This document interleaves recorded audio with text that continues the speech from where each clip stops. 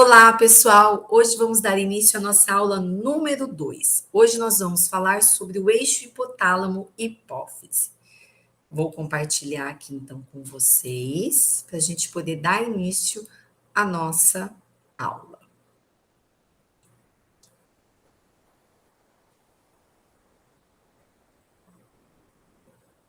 Bom, como eu falei para vocês, aula 2, o eixo hipotálamo-hipófise.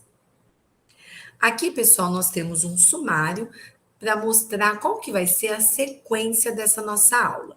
Nós iremos inicialmente falar sobre a hipófise, depois iremos falar sobre o hipotálamo e finalizaremos a nossa aula falando sobre os sistemas de retroalimentação que estão presentes no eixo hipotálamo-hipófise. Bom, vou iniciar a aula lançando uma pergunta para vocês. O que vocês acham que aconteceria se ocorresse, por exemplo, uma remoção ou destruição da hipófise? E se isso fosse também atribuído ao hipotálamo? Quais seriam as consequências dessa remoção? O hipotálamo e a glândula hipófise formam uma unidade que exerce controle sobre a função de várias glândulas endócrinas, constituindo os principais mecanismos reguladores de, basicamente, todos os processos fisiológicos. Nessa imagem, nós podemos observar a localização do hipotálamo e da hipófise. Nessa imagem, nós temos uma pessoa virada de lado, nós podemos perceber que nessa região, na base do encéfalo, se eu ampliar, a gente tem a localização do hipotálamo e logo abaixo do hipotálamo, nós temos a localização da hipófise. Bom, um pouquinho de história para vocês. Essa íntima associação entre o hipotálamo e a hipófise, ela foi reconhecida inicialmente por Galeno, no século XI depois de Cristo. Ele observou que o prolongamento ventral do hipotálamo, em um formato de fuzil, terminava em uma massa glandular envolvida por um rico aporte sanguíneo.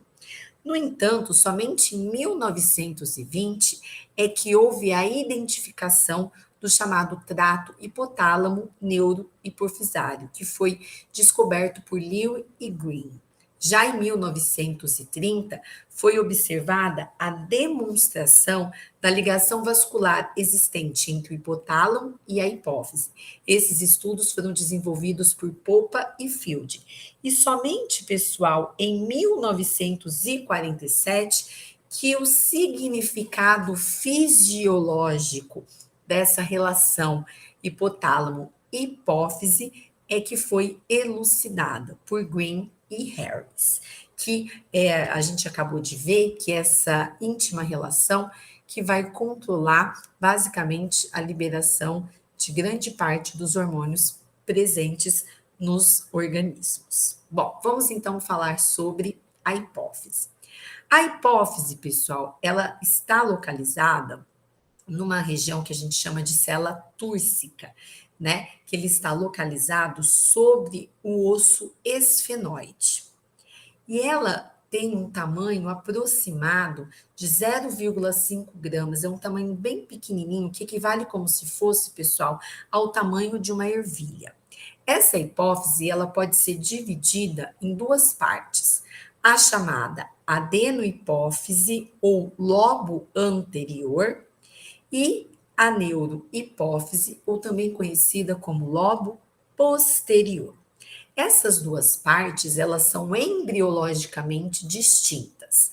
Se a gente observar nessa imagem, a neurohipófise, ela tem origem a partir do assoalho do diencéfalo.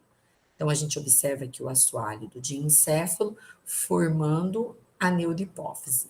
Já a adenohipófise, ela tem uma outra origem. Ela se forma a partir do teto da cavidade bucal, que forma essa bolsa, e a partir disso a gente tem a formação da adenohipófise. Essas origens embriológicas distintas, essas origens embriológicas diferentes, vai surtir também quando a gente for discutir as funções fisiológicas encontradas em cada uma dessas estruturas. Vamos então começar a falar sobre a adenohipófise.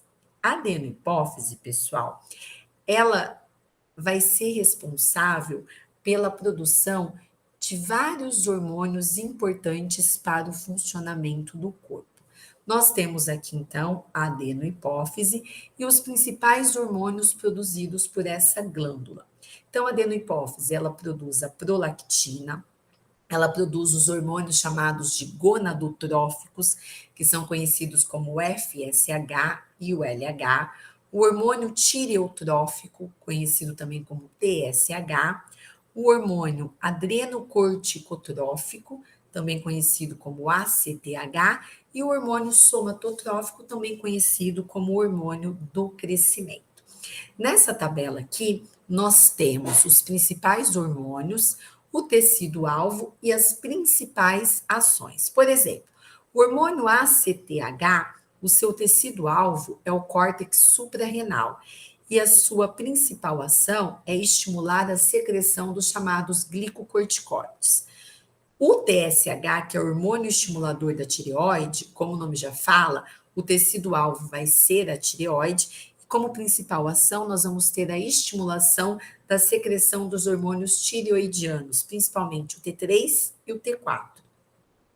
Já o hormônio do crescimento, também conhecido como GH, ele tem como tecido-alvo a maioria dos tecidos e as suas principais ações são promover a síntese de proteína e o crescimento, lipólise e o aumento da glicemia.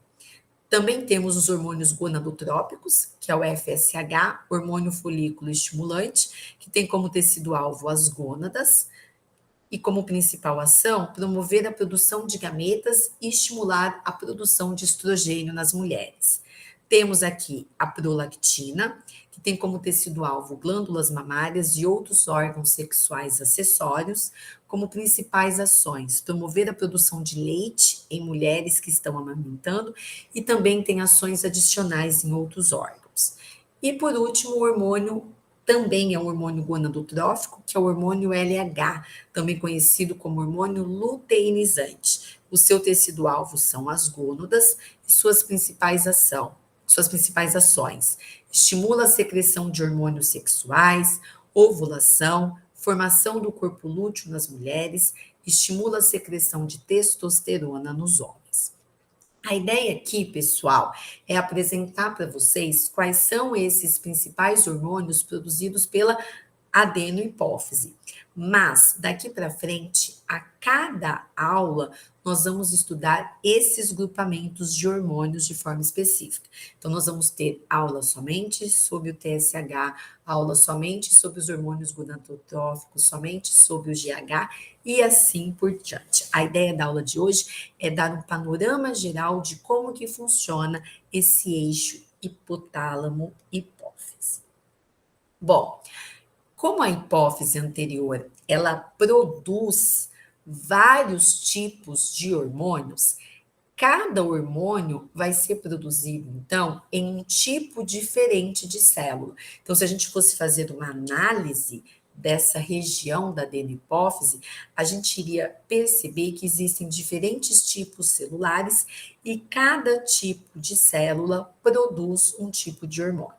Então, nós podemos destacar as células, né, chamados de somatotropos, que equivale a 30 a 40% das células da adenohipófise e são encontradas nas áreas mais laterais. Pelo nome a gente já sabe, né? Os somatotropos vão ser as células que vão produzir os hormônios do crescimento.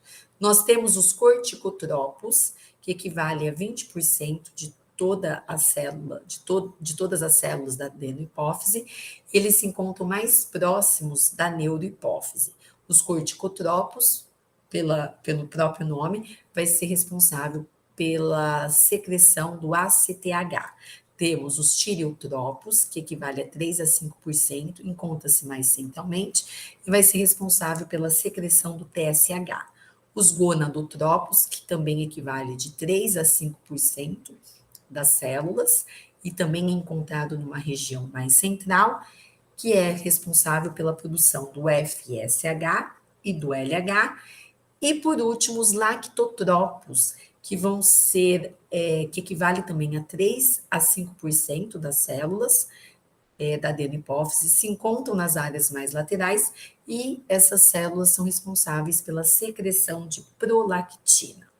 Então, aqui nós podemos observar nessa imagem, né, a localização do hipotálamo, a localização da hipófise, né? E aqui, a adenopófise, a gente consegue observar os principais tipos de células. Lactotrófo, produção de prolactina. Corticotrófo, produção de ACTH. Tireotrófo, TSH. Os gonadotrófos, FSH e LH. E os somatotrófos, que é o hormônio de crescimento. Bom, e nós temos a outra parte da adenopófise, que é chamado de neurohipófise, ou lobo posterior. A neurohipófise, pessoal, ela pode ser dividida em 3 porções. O lobo neural, também chamado de pars nervosa, a haste hipofisária ou infundibular e a chamada eminência mediana do tuber cíneo ou infundíbulo. Vamos então observar essa imagem para a gente identificar onde se localizam essas estruturas. Então, a gente tem aqui, ó, o lobo anterior da hipófise, a haste infundibular, que faz parte da neurohipófise, e aqui a gente tem a região da eminência mediana do tuber cíneo, tá? Bom, o que diferencia, pessoal, a neurohipófise da adenohipófise? Como nós vimos, a adenohipófise ela é responsável pela produção de vários hormônios. A neurohipófise não. A neurohipófise ela não produz hormônios. Ela armazena e ela secreta os hormônios produzidos pelo hipotálamo. Daqui a pouquinho a gente vai ver que o hipotálamo ele produz 2 tipos de hormônio, que é a ocitocina, que uma das que desempenha várias funções, né? Nessa imagem a gente pode ver a função da ocitocina na glândula mamária, sendo responsável pela ejeção do leite, mas a ocitocina ela também tem um papel muito importante no controle da pressão arterial, né? E a ocitocina também aqui agindo na contração da musculatura lisa, né? Principalmente aqui nas contrações do útero. E um outro hormônio, que é o antidiurético ADH, ou também conhecido como vasopressina. Esses 2 hormônios, eles são produzidos pelo hipotálamo, são liberados aqui na neurohipófise. E o que essa neurohipófise ela vai fazer? Ela vai armazenar. Quando o organismo tiver a necessidade, a neurohipófise ela vai liberar esses hormônios. Então, essa já começa a ser a diferença básica. Neurohipófise não produz hormônios. A neurohipófise ela vai ser responsável por liberar esses 2 hormônios que são produzidos pelo hipotálamo. Bom, vamos então agora falar um pouquinho do hipotálamo para depois a gente conseguir entender qual que é essa associação. Já adiantei para vocês que existe essa associação sendo responsável pela produção de hormônios, mas vamos tentar entender um pouquinho melhor. Bom, o hipotálamo, ele é tecido nervoso, tá? Então, é importante a gente destacar que o hipotálamo, ele faz parte do encéfalo. O hipotálamo é uma estrutura que está presente no diencéfalo. Então, quando eu falo hipotálamo, eu estou falando da presença de tecido nervoso. Consequentemente, eu estou falando da presença de neurônios.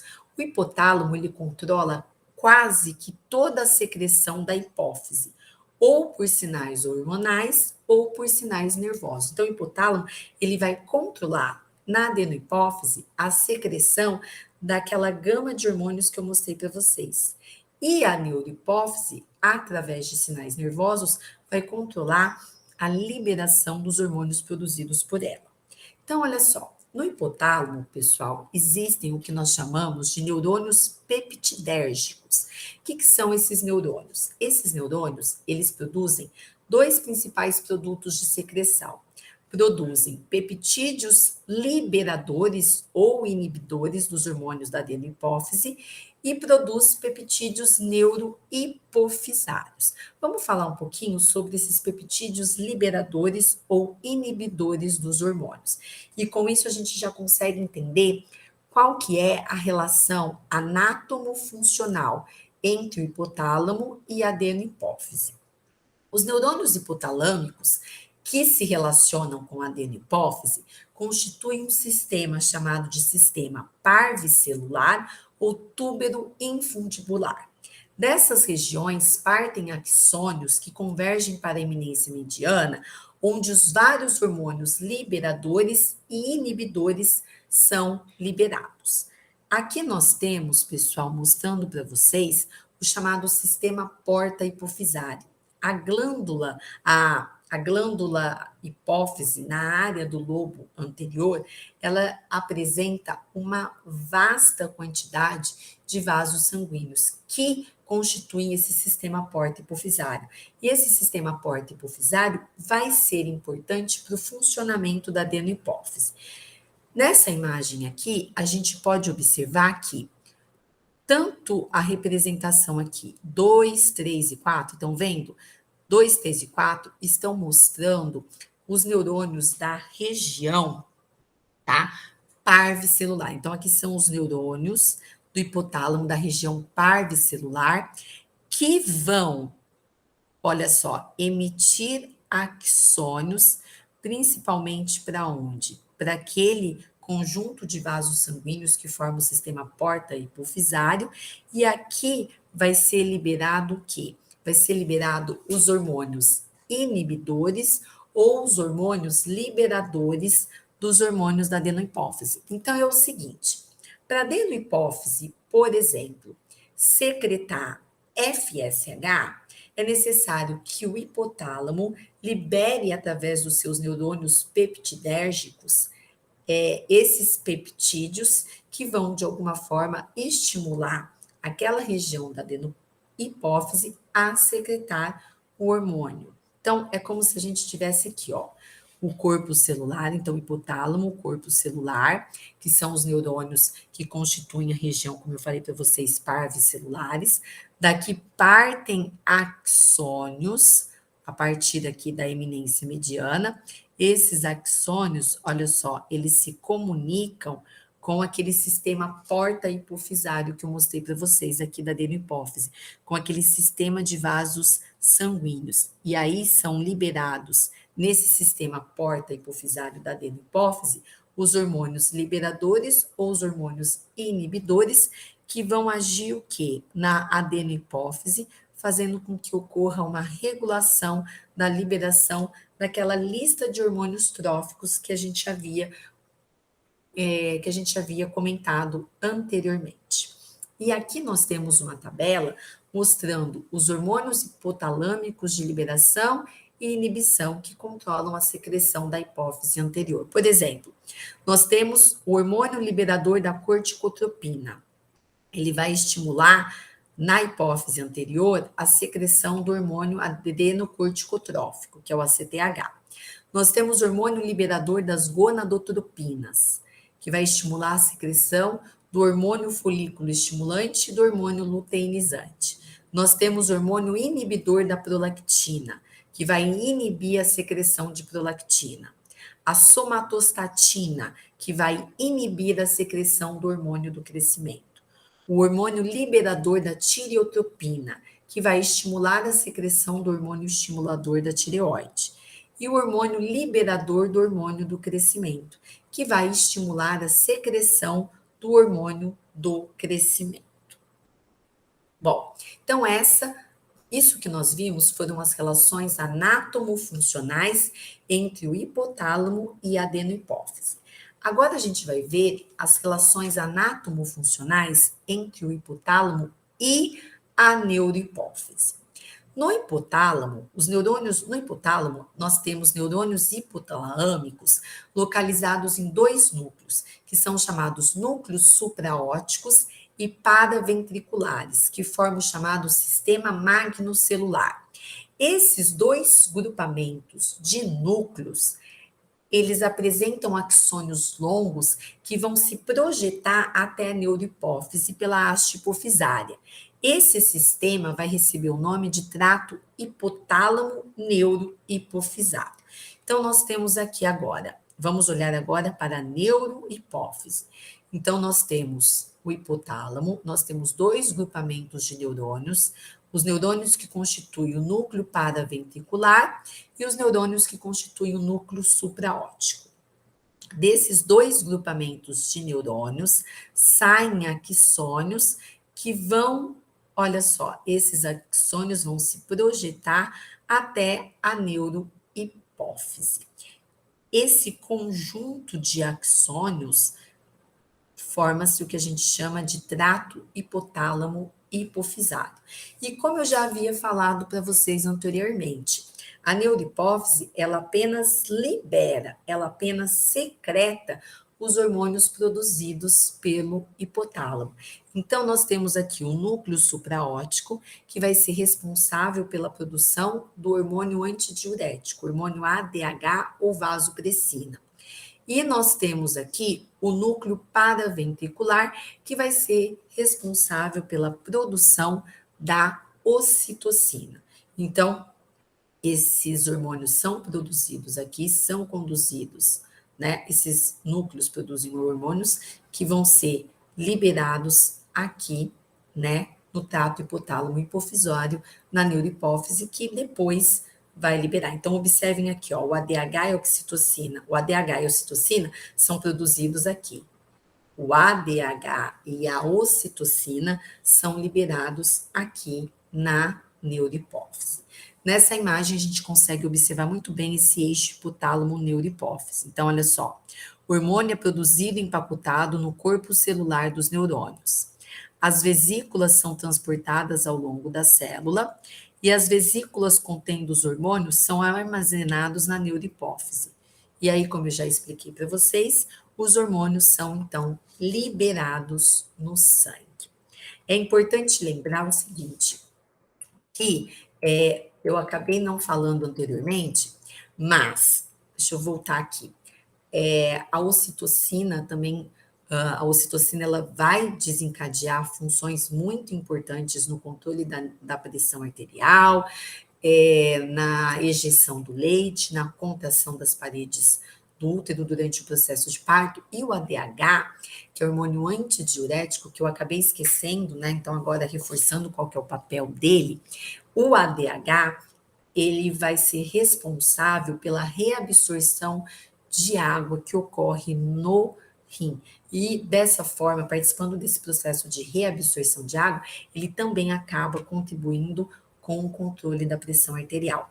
Tanto que a ação do ADH nós vamos falar na nossa aula número 3. Então, na nossa próxima aula, nós vamos dar totalmente ênfase à ação desse ADH.